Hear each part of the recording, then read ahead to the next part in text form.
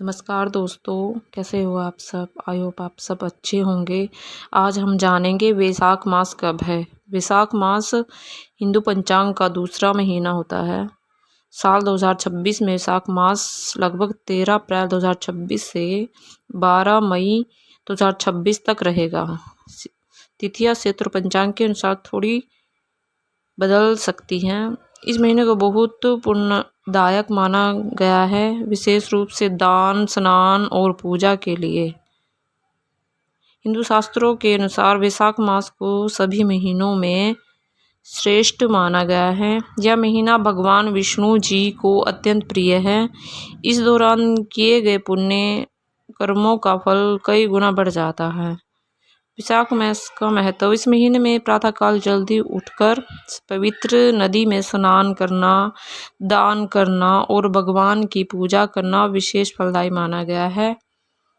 कहा जाता है कि जो व्यक्ति इस महीने में नियम पूर्वक व्रत और दान करता है, उसके सभी पाप नष्ट हो जाते हैं। वैशाख मास की कथा इसमें बताएंगे आपको कि प्राचीन समय की बात है। एक नगर में एक बहुत ही गरीब ब्राह्मण रहता था। वह बहुत ईमानदार था, लेकिन उसके पास धन की कमी थी। एक दिन उसे एक संत मिले।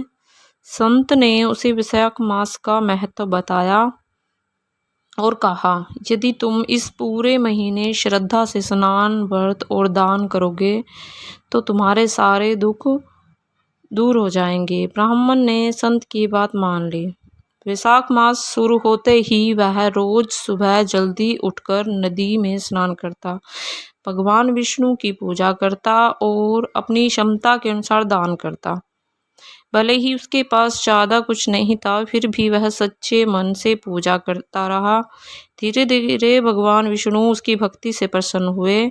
एक दिन भगवान विष्णु ने उसे स्वप्न में दर्शन दिए और कहा, हे ब्राह्मण, मैं तुम्हारी भक्ति से प्रसन्न हूँ। तुम्हारे जीवन के सारे कष्ट अब समाप्त होंगे। अगले ही दिन से उसके जीवन में परिवर्तन आने लगा। उसे धन, सम्मान और सुख समृद्धि प्राप्त होने लगी।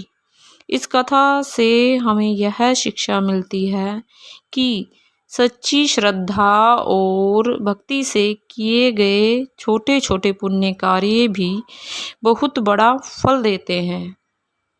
वैशाख मास में किया गया दान, पूजा जीवन को सुखमय बना देता है।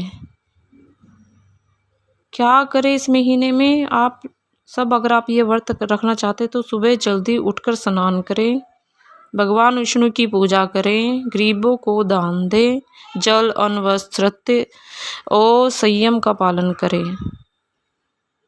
ठीक है। अगर दोस्तों आपको ये वीडियो पसंद आई होगी तो उसे लाइक कीजिएगा, चैनल को सब्सक्राइब कीजिएगा। धन्यवाद।